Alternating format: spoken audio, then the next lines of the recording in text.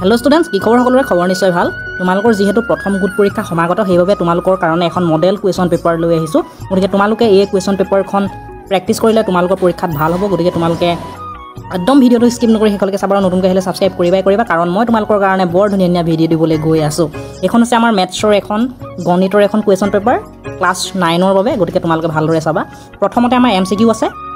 √7 এটা কি পূৰ্ণ সংখ্যা নে অখণ্ড সংখ্যা নে পৰিমেয় সংখ্যা নে অপৰিমেয় সংখ্যা আমি জানো যে √7 এটা অপৰিমেয় সংখ্যা therefore আমাৰ ইয়াত অপচন 4 টো শুদ্ধ আনসাৰ হ'ব কি শৰ্তত a to the power m divided by a to the power n is equal to a to the power m minus n হ'ব এতিয়া আমাৰ চাবা যেতিয়া আমাৰ এই আমাৰ অভেদটো যেতিয়া আমাৰ ভূমি দুটা কি হয় ভূমি কি আছে আমাৰ a আছে আৰু আমাৰ ইয়াত পাৱাৰ দুটা কি আছে আমাৰ ঘাত দুটা কি আছে m আৰু m আছে n আছে হয় না গতিকে আমাৰ m - n কেতিয়া হ'ব যেতিয়া আমাৰ m টো কাটকে ডাঙৰ হ'ব লাগিব এ n তকে ডাঙৰ হ'ব লাগিব গতিকে আমাৰ কি হ'ব অপচন 3 টো ইয়াত শুদ্ধ আনসাৰ হ'ব যেতিয়া আমাৰ m গ্ৰেটাৰ দেন n মানে m টো n তকে যেতিয়া ডাঙৰ হ'ব তেতিয়াহে আমাৰ এটো সম্ভৱ হ'ব ঠিক আছে 45 বাই 100 ৰ দশমিক বিস্তৃতি কি হ'ব পৰিসমাপ্ত হ'ব নে নিৰৱধি পুনৰাবৃত্ত হ'ব নে অপৰিমেয় হ'ব নে এটাও নহয় পৰিসমাপ্ত মানে শেষ হৈ যোৱা টাৰ্মিনেটিং নিৰৱধি পুনৰাবৃত্ত মানে কি উলাই গৈ থকা ৰিকিউৰিং হোৱা মানে উলাই গৈ থকা তাৰ পিছত আমাৰ নন টাৰ্মিনেটিং মানে ঠিক আছে আৰু অপৰিমেয় মানে হৈছে ইৰেচনেল আৰু এটাও নহয় কোনটো হ'ব আমাৰ এতিয়া আমাৰ এটো কি হ'ব পৰিসমাপ্ত হ'ব এতিয়া আমাৰ তোমালোকে যদি চোৱা 45 আছে হয় না 45 কিহেৰে কৰিব লাগে আমাৰ 100 এ কৰিব লাগে ঠিক আছে এতিয়া 100 এ কৰিব লাগে 1 মিনিট ৰবা 100 এ কৰিব লাগে এতিয়া আমাৰ 100 টো ডাঙৰ 45 টো সৰু গতিকে আমি এখিনিত কি দিলো পইণ্টটা দিলো ইয়াৰ লগত এতিয়া আমাৰ লগালগ কিমানটা আহি যাব ইয়াত আমাৰ শূন্যটা আহি যাব গতিকে 100 এ আমাৰ 450 লৈকে কেইবাৰ যায় 4 বাৰ যাব কিমান হ'ল আমাৰ 400 হ'ল হয় না 100 লগত 4 পূৰণ কৰিলে 400 হ'ব তাৰ পিছত আমাৰ কিমান নামিলে 50 নামিলে তাৰ পিছত আমাৰ দশমিকটো যেহেতু আছে আমাৰ এটো কিমান হৈ যাব তেতিয়া আমাৰ 500 হৈ যাব মানে নহয় 500 হৈ যাব গতিকে আকৌ দশমিকটো থকা লগে লগে শূন্যটা আহি গ'ল গতিকে 100 এ আকৌ আমাৰ 500 কেইবাৰ যাব 5 বাৰ যাব গতিকে আমাৰ কিমান হ'ল 0.45 হ'ল 0.45 গতিকে এটো আমাৰ পৰিসমাপ্ত হৈ গ'ল নাই এটো শেষ হৈ গ'ল নাই গতিকে এটো আমাৰ কি হ'ব পৰিসমাপ্ত হ'ব অপচন এ টোৱে আমাৰ অপচন প্ৰথমটোৱে আমাৰ কি হ'ব ইয়াত শুদ্ধ আনসাৰ হ'ব ধুনীয়াকৈ বুজি পালা এনেকৈ আমাৰ এমসিকিউ বোৰ কৰে ঠিক আছে তাৰ পিছত নেক্সট আমাৰ কি আছে চোৱা √3 প্লাছ √2 ইনটু √3 মাইনাছ √2 ৰ মান কি হ'ব আমাৰ সুধিছে এতিয়া আমাৰ √3 আৰু √3 কি হ'ব আমাৰ √3 কি হ'ব আমাৰ স্কয়াৰ হ'ব √3 আৰু √3 ইনটু হলে আমাৰ কি হ'ব √3 স্কয়াৰ হ'ব ওকে তাৰ পিছত প্লাছ এ মাইনাছ হ'ব মাইনাছ দিলো তাৰ পিছত আমাৰ কি হ'ব √2 আৰু √2 ইনটু হলে কি হ'ব আমাৰ √2 স্কয়াৰ হ'ব আমি জানো যে স্কয়াৰ আৰু ৰুট একেলগে নাথাকে স্কয়াৰ আৰু ৰুট একেলগে নাথাকে বুজি পালা গতিকে আমাৰ স্কয়াৰ আৰু ৰুট একেলগে নাথাকে স্কয়াৰ আৰু ৰুট একেলগে নাথাকে গতিকে থাকিলে কিমান হয় 3 ৰ পৰা আমাৰ 2 টো কি হ'ব মাইনাছ হ'ব 3 ৰ পৰা 2 গলে কিমান থাকিব আমাৰ 1 থাকিব 3 ৰ পৰা 2 গলে কিমান থাকিব আমাৰ 1 থাকিব গতিকে আমাৰ ইয়াৰ শুদ্ধ আনসাৰ কোনটো হ'ব শুদ্ধ আনসাৰ আমাৰ 3 টোৱে হ'ব গতিকে আমাৰ ইয়াত therefore the correct answer is 1 option 3 টো ইয়াত আমাৰ শুদ্ধ আনসাৰ হ'ব এতিয়া আমাৰ চোৱা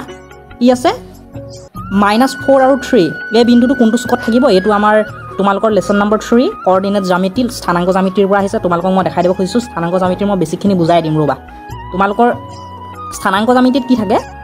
তোমালোকৰ এনেকুৱা দুডাল কি থাকিব আমাৰ এডাল আমাৰ অনুভূমিক ৰেখা থাকিব এডাল আমাৰ উলম্ব ৰেখা থাকিব এডাল আমাৰ হৰাইজন্টেল থাকিব এডাল ভাৰ্টিকেল থাকিব এই আমাৰ অনুভূমিক ডালক কি বুলি কোৱা হয় x অক্ষ বুলি কোৱা হয় x এক্সিস বুলি কোৱা হয় আৰু আমাৰ উলম্ব ডালক কোৱা হয় y অক্ষ বা y এক্সিস x ৰ এফালে আমাৰ সদায় পজিটিভবোৰ থাকে +1 +2 +3 +4 +5 +6 এফালে আমাৰ সদায় নিগেটিভবোৰ থাকিব -1 -2 -3 -4 -5 -6 y আমাৰ ওপৰ ফালে আমাৰ কি থাকিব পজিটিভবোৰ থাকিব তলৰ ফালে তেনেকৈ আমাৰ কি থাকিব নিগেটিভবোৰ থাকিব ঠিক আছে এখিলৈকে বুজি পালা তাৰপিছত চাবা আমাৰ এফালে আমাৰ কি থাকে সকল এফালে আমাৰ এটো x ৰ মানটো আমাৰ কি হয় পজিটিভ হয় হেতু আমাৰ হেকানে পজিটিভ দিলু y মানটো কি হয় পজিটিভ হয় সুক a সুক 1 এটো সুক 2 এটো সুক 3 এটো সুক 4 এটো তাৰপিছত এফালে চোৱা আমাৰ x ৰ মানটো সদায় কি হয় নিগেটিভ হয় গতিকে নিগেটিভ এটা দিলু তাৰপিছত y মানটো কি হয় আমাৰ পজিটিভ হয় সুক 2 গতিকে আমাৰ সুক 1 কি আহিলে পজিটিভ আৰু পজিটিভ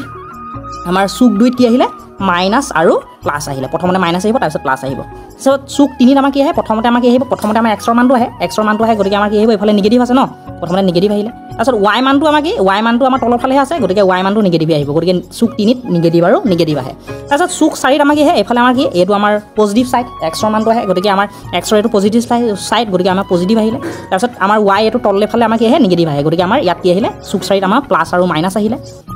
সুক 3 ত মাইনাস আৰু মাইনাস আহিলে চুক 1ত আমাৰ প্লাছ আৰু প্লাছ আহিলে তাৰপিছত চুক 2ত মাইনাছ আৰু প্লাছ আহিলে এতিয়া আমাৰ তোমালোকক সুধিছে যে -4 আৰু 3 প্ৰথমতে কি আহিছে আমাৰ মাইনাছ আহিছে তাৰপিছত আমাৰ কি আহিছে প্লাছ আহিছে হয় নাই গতিকে মাইনাছ আহিছে প্ৰথমতে তাৰপিছত প্লাছ আহিছে গতিকে প্ৰথমতে মাইনাছ ক'ত আহে চোৱা প্ৰথমতে আমাৰ মাইনাছ ক'ত আহে চুক 2ত আহে তাৰপিছত আমাৰ প্লাছ আহে গতিকে আমাৰ এইটো ক'ত থাকিব চুক 2তে থাকিব এতিয়া চাওঁ -4টো কোনফালে যাব প্ৰথমতে -4টো কোনখিনিলৈকে যাব এইখিনিলৈকে যাব তাৰপিছত আমাৰ +3 আমাৰ -4টো এতিয়া আমাৰ কি আছিলে পইণ্টটো -4 আৰু 3 এইটো আমাৰ xৰ মান এইটো আমাৰ xৰ স্থানাংক এইটো আমাৰ y স্থানাংক গতিকে x আমাৰ xৰ স্থান যদি আমাৰ -4 হয় কোনফালে যাব এইখিনিলৈকে যাব তাৰপিছত y মান যদি 3 হয় 3 আমাৰ +3 গতিকে আমাৰ কোনফালে যাব এইখিনিলে যাব গতিকে আমাৰ এইটোৱে আমাৰ কি হ'ব পইণ্টটো হ'ব হয়নে নহয় 3 এইখিনিলৈকে গ'ল y আমাৰ যিহেতু স্থানাংকটো 3 ইমানলৈকে গ'ল তাৰপিছত এইফালে আমাৰ কি আহিলে -4 আহিলে আৰু এইটো আমাৰ xৰ যিটো স্থানাংক সেইটোক আমাৰ ভুজ বুলি কোৱা হয় y যিটো স্থানাংক সেইটোক আমাৰ কুটি বুলি কোৱা হয় তোমালোকে মনত ৰাখিবা xৰ যিটো স্থানাংক সেইটোক আমাৰ ভুজ বুলি কোৱা হয় y স্থানাংকটোক আমাৰ কুটি বুলি কোৱা হয় তোমালোকৰ এইখিনি হৈছে বেছিক ঠিক আছে এইখিনি মই তোমালোকক বুজাই দিছোঁ তাৰপিছত চোৱা -7 তাৰপিছত আমাৰ 6 বিন্দুটোৰ ভুজ এতিয়া ভুজ কোনটো আমাৰ xৰ স্থানাংকটো xৰ স্থানাংক কোনটো -7টো -7টো আমাৰ কি xৰ স্থানাংক গতিকে আমাৰ ইয়াত ভুজ কিমান হ'ব অপশ্যন 2টো শুদ্ধ আনচাৰ হ'ব -7টো ইয়াত আমাৰ কি হ'ব কাৰেক্ট আনচাৰ হ'ব আৰু এইটো আমাৰ দ্বিতীয় চুকত থাকিব গতিকে আমাৰ ইয়াত অপশ্যন 2টো শুদ্ধ আনচাৰ হ'ব ইয়াতো আমাৰ অপশ্যন 2টো শুদ্ধ আনচাৰ হ'ব অ'কে তোমালোকে MCQ কেইটা ধুনীয়াকৈ পাৰিছা গতিকে তোমালোকে এইবোৰ যদি প্ৰেক্টিছ কৰা তোমালোকে পাৰিবা মোৰ এইটো বিশ্বাস আছে তোমালোকে খালি মোৰ চেনেলৰ লগত জড়িত হৈ থাকিবা মোৰ এটা হোৱাটছআপ চেনেল আছে তাত তোমালোকক লিংকটো দি দিম ডেছক্ৰিপশ্যনত আৰু তোমালোক তাত জইন হৈ ল'ব পাৰিবা আৰু পিন কমেণ্টতো দি দিম ঠিক আছে আৰু তোমালোকে যদি প্ৰথমবাৰৰ বাবে ভিডিঅ'টো চাইছা লাইক আৰু ছাবস্ক্ৰাইব কৰিবা কাৰণ তোমালোকৰ বাবে বৰ ধুনীয়া ভিডিঅ' দিবলৈ গৈ আছোঁ বিশেষকৈ ক্লাছ 10ত তোমালোকক মই ভালেমান সহায় কৰিবলৈ গৈ আছোঁ মেট্ৰিকৰ বাবে ৰিচেণ্টলি হৈছে কম্পাৰ্টমেণ্টেল এক্সাম আৰু SSLC 2025ত মই ভালেমান ভিডিঅ' দিছিলোঁ আৰু প্ৰায়খিনি ল'ৰা ছোৱালীয়ে আমাৰ চেনেলৰ পৰা ভিডিঅ' চাই উপকৃত হৈছে তোমালোকেও ক্লাছ 10 যেতিয়া পাবা গতিকে তোমালোকক মই বহুত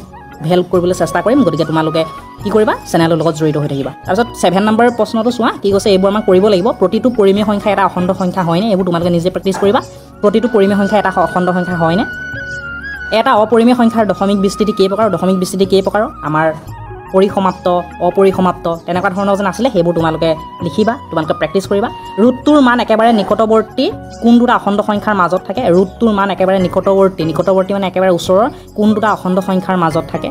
যদি r পৰিমেয় আৰু s অপৰিমেয় তেন্তে r + s কি হ'ব যদি r পৰিমেয় আৰু s অপৰিমেয় তেন্তে r + s কি হ'ব